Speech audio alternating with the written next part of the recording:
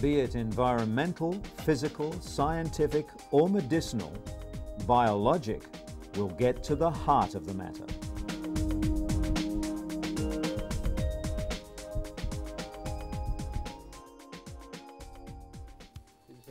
Coming up in this edition of Biologic, in Afghanistan, the Mujahideen are still making explosions, but now it's for a more peaceful and profitable cause. Researchers have found that young men prefer to look at pretty girls than other men or less beautiful women. That's not exactly a major breakthrough. And an exhibition on beauty that shows not everything is how it first appears. We take you to Africa to witness the science of alternative healing. And fossils of dozens of dinosaurs, including that of a 35-meter Seismosaurus, have been assembled using cranes and other heavy equipment in preparation for the world's largest dinosaur exposition.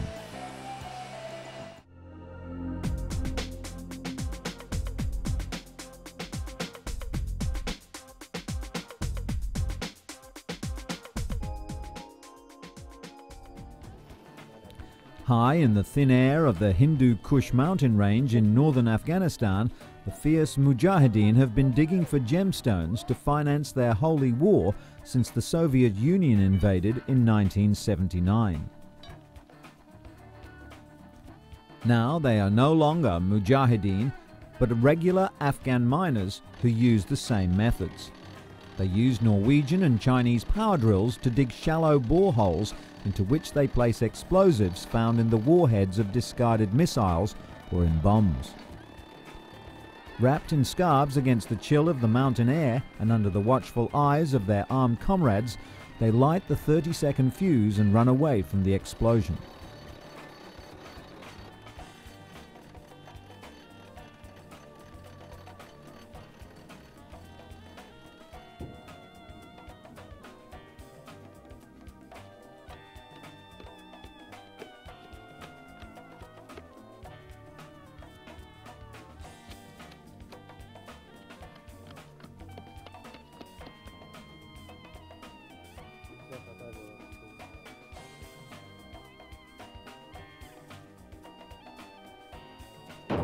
The explosion rips through the ground and sends a shower of rock fragments and dust into the pristine air.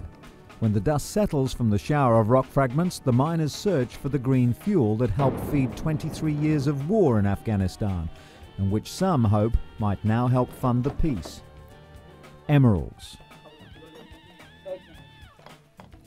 At the emerald mines in the Panjshir Valley area, they chip away at the hard rock with picks and shovels. The miners look for yellow sand, which they say is a sign that the rock may contain some gemstones. But ultimately, wealth or continuing poverty is just a matter of luck. They sell the emeralds to businessmen who carry them on to Pakistan, Hong Kong, America, Saudi Arabia, and other countries. The profits from the emerald mines had helped the legendary warlord Ahmad Shah Massoud, who was assassinated in 2001, pay for his army. First to fight the Russians, and more recently, the fundamentalist Taliban. Since the Taliban were ousted, following a massive US air offensive and lightning advances by the ethnic minority-led Northern Alliance, it's become less clear who benefits from the rich vein of gems. Before the Taliban, there used to be a lot of miners looking for emeralds, but when the Taliban took over, they all left, and few of them have returned. While most miners blast the rocks in search of emeralds, others scour the vast complex of caves in the mountain range for the precious stone. Over the years, the miners have dug caves as deep as 150 meters into the rock face, where it's hard to breathe. They don't use scaffolding or supports, and sometimes a blast will bring the tunnel ceiling crashing down. With headlamps lighting up the way, the miners drill the walls of the caves to extract emeralds. The emeralds make their way to the capital, Kabul, where traders value and weigh the stones. Now, and even during the Jihad, mining was the only income for the Mujahideen, whether it was emeralds, lapis, salt, or other minerals. The late Ahmad Shah Massoud would let his people keep some of the profits, and the rest would be used to buy arms to defend the country, according to emerald dealer Haji Nur ul Haq. But now, not all the money from the emeralds goes to the miners. According to Islamic law and the Council of Islamic Leaders, 10% of the emeralds discovered goes to the military, and 90% of the emeralds found goes to the people themselves.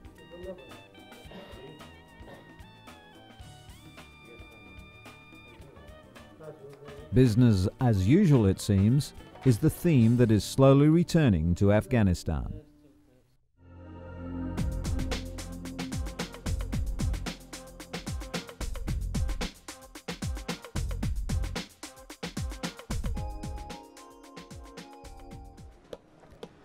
An age-old vice has returned to Afghanistan with refugees who fled the Taliban regime. Shops selling snuff and other tobacco products are appearing in Kabul's bazaars. Tins of snuff are for sale on corner kiosks throughout the capital. Since the demise of the Taliban government, which banned all tobacco products, tobacconists have been returning from exile to deliver nicotine highs to thousands of eager consumers. The advertising of cigarettes and tobacco has been prohibited in Afghanistan since 1971, but this did little to dampen the spirits of young and old that queued outside the shanty stores to obtain their fix for the day. With the black market prices for Western cigarettes at around $2 a packet, the comeback of this ancient tradition is taking Afghanistan by storm. More than 100 tons of the potent powder is gobbled up annually in the capital, but is even more popular in the northern regions. Approximately 1,400 million cigarettes were imported into Afghanistan in 2002, 0.2% of world total, with little change since 1980. However, it's likely that this is greatly underestimated, since other reports indicate that in 2002, imports from Pakistan alone amounted to 2,336 million cigarettes. The bulk of tobacco leaves brought into Kabul is imported from Pakistan, with small amounts grown in Kabul and other central provinces of the war-torn country. Then the snuff is made here, where it's sold to wholesalers who export it to Logar, Gardez and many other provinces in Afghanistan. Afghanistan is at the forefront in the snuff trade, and with other countries like Pakistan, Iran, India, Turkey and Uzbekistan provide most of the Eastern Asian market.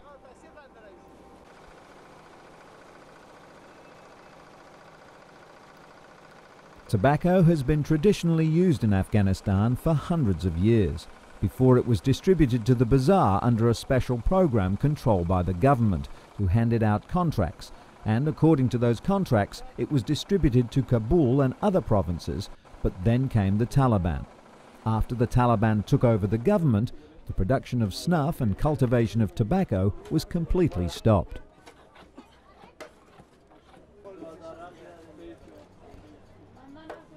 Ancient machinery is used to slowly pulverize the dried leaves, and a process ensues that renders a fine powder, of which a small amount is chewed by thousands of nicotine addicts throughout the country.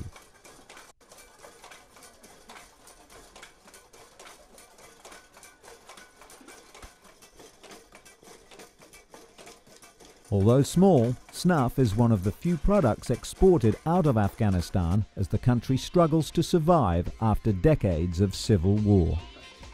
And if snuff isn't your choice of nicotine delivery, then how about lollipops? The US Food and Drug Administration ordered 3 internet pharmacies to stop selling lollipops laced with nicotine.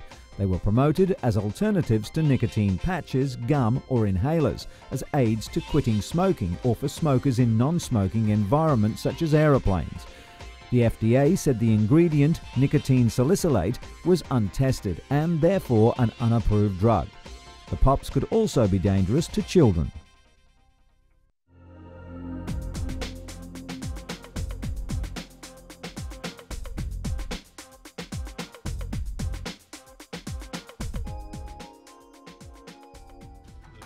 A study in the Archives of Internal Medicine says that women who go on hormone replacement therapy to protect their bones can safely stop taking it after 3 years. Researchers followed 495 women and found that those who took hormones for 7 years had no more bone benefit from it than women who took it for 3 years. The study is part of doctors' ongoing effort to afford patients the benefits of HRT without the risks, which may include an increased risk of breast and uterine cancer. Women may also face new risk in taking birth control pills as well. A large study just revealed that women who use the pill face a slightly increased risk of developing breast cancer. A study presented at the 3rd European Breast Cancer Conference estimated the increased risk at about 26%, compared with women who never used the pill. The highest increased risk was among women over 45 who were still using the pill, who faced a nearly 150% greater risk of breast cancer. However, studies have shown the pill can help protect women from ovarian cancer. And 5 men have developed permanent vision loss while taking the impotence drug Viagra. Researchers report in the journal Ophthalmology that the cases, although rare or possibly coincidental, must be taken seriously. Viagra had already been known to temporarily affect vision in some patients, causing some to see things tinted blue or green. Popular prescription painkiller Vioxx is being linked to 5 cases of serious meningitis. An inflammation of the brain and spinal cord, meningitis is usually caused by bacteria. Rarely, however, it can be a side effect of common painkillers like ibuprofen. All 5 cases occurred in people aged 16 to 67, and symptoms occurred within 2 weeks of starting Vioxx. Now there is one more reason depressed middle-aged women might benefit from taking antidepressants like Prozac. US researchers at the Mayo Clinic in Rochester, Minnesota report that Prozac can safely and significantly relieve hot flashes in women who've been treated for breast cancer. The results of the 8-week study published in the Journal of Clinical Oncology found that women experienced a 50% decrease in the frequency and severity of the hot flashes while taking the antidepressant for the first 4 weeks of the study. Researchers say this is great news for women who have had breast cancer and are unable to take estrogen to alleviate hot flashes. Here's another alternative use for medication. An aspirin a day might keep prostate cancer away.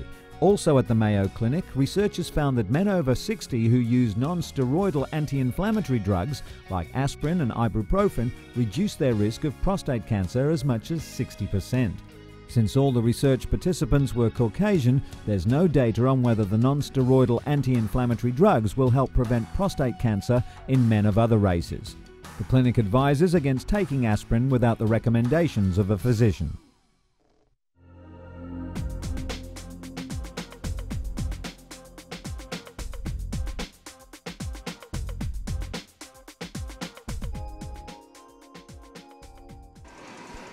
Familiarity may breed contempt, but in the case of ethnicity, it increases memory and heightens brain activity, according to Stanford University researchers. A study was conducted using magnetic resonance imaging, or MRI, to monitor brain activity of black and white ethnic groups while viewing photos of their own race. Scientists found that both groups had increased brain stimulation when looking at members of their own race and markedly less brain activity while viewing images of other races. Dr. John Gabrielli of Stanford University said it was thought that individuals have superior memory for their own groups because they're exposed to people of the same race in their families, schools and churches. But there's no scientific evidence to prove this. Gabrielli also noted that although many aspects and workings of the brain have been observed, this is one of the first glimpses at the influence of social environment on brain function. And it appears that striking beauty can motivate the masses, whether it's to go to the movies or buy a particular product. Now science is learning why. Researchers in Boston have shown evolutionary old parts of the brain involved in basic survival light up to the sight of a beautiful woman's face. Researchers at Massachusetts General Hospital in Boston gave young, single heterosexual men a photoseries of average male and female faces and a series of beautiful faces taken from modeling agencies. While inside an MRI scanner, the men chose to look at the beautiful female faces the most. At the same time, scientists observed a primitive part of their brains being activated. This area has been previously associated with rewards such as money, food and drugs, like cocaine. Dr. Hans Breiter, the research team leader, has greater hopes for this research.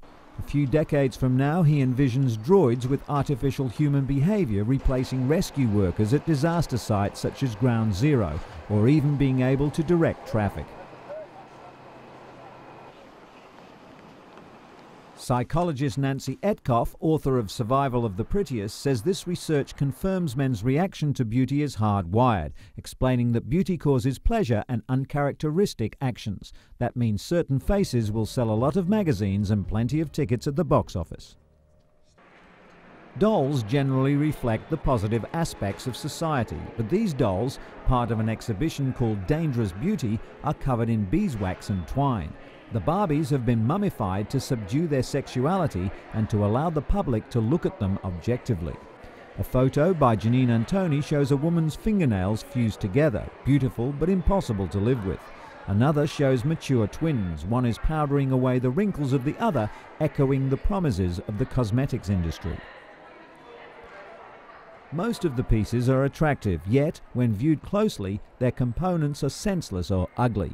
A bouquet of flowers is actually held together with intravenous tubing, some melted and dripping.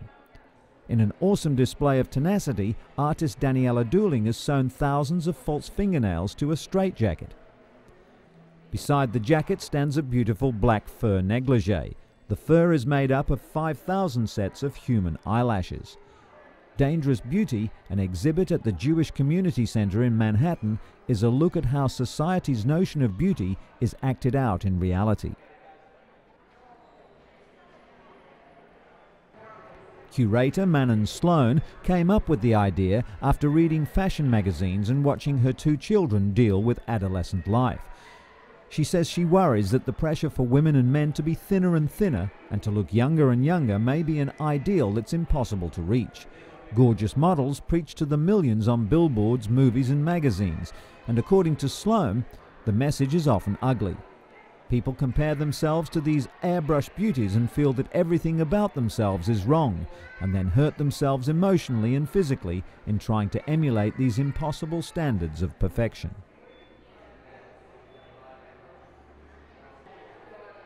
Objects like walkers become a symbol of beauty, masking reality. Dangerous Beauty is a small exhibit, yet it strives to teach lessons of immeasurable value.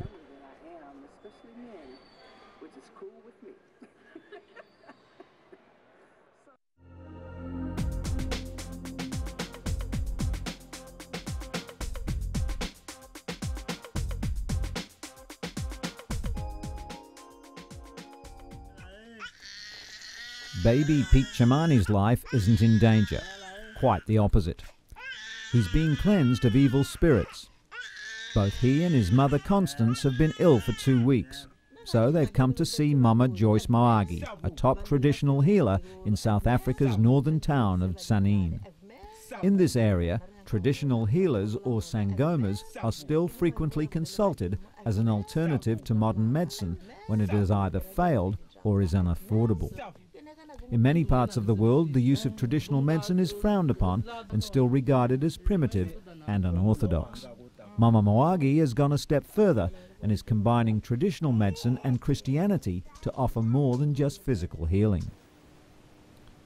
With a razor, Mama Moagi scratches the boy's body and applies ash to the scratches. Little Pete is now permanently protected from unwanted spirits.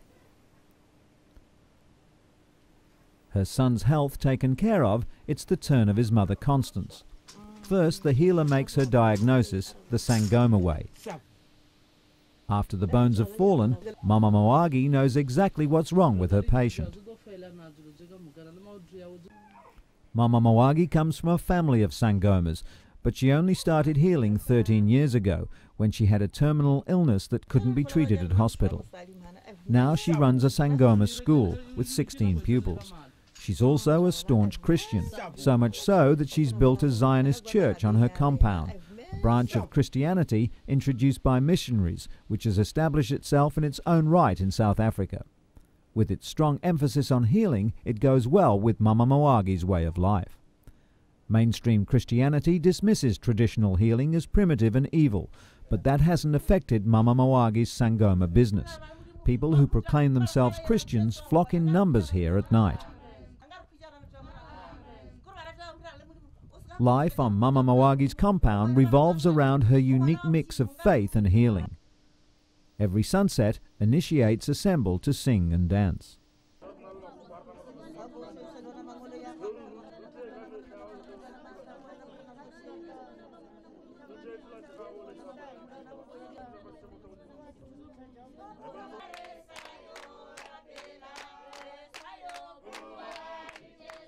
They grunt and rub their hands to bring them closer to their ancestors.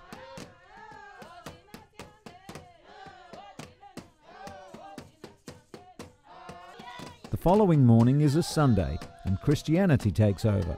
Everyone dresses in white. The women cover their heads.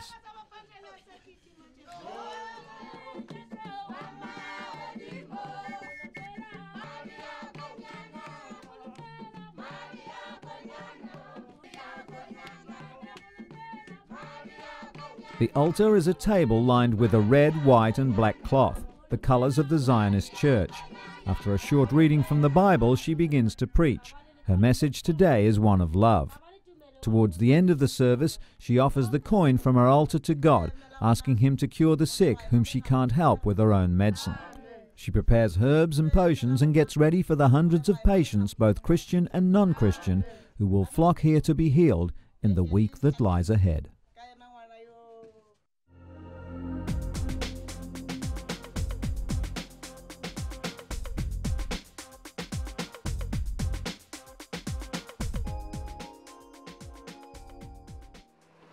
A Jurassic Park is set to open in Japan, showcasing the assembled fossils of more than 40 dinosaurs amidst a forest of giant ferns and other prehistoric greenery.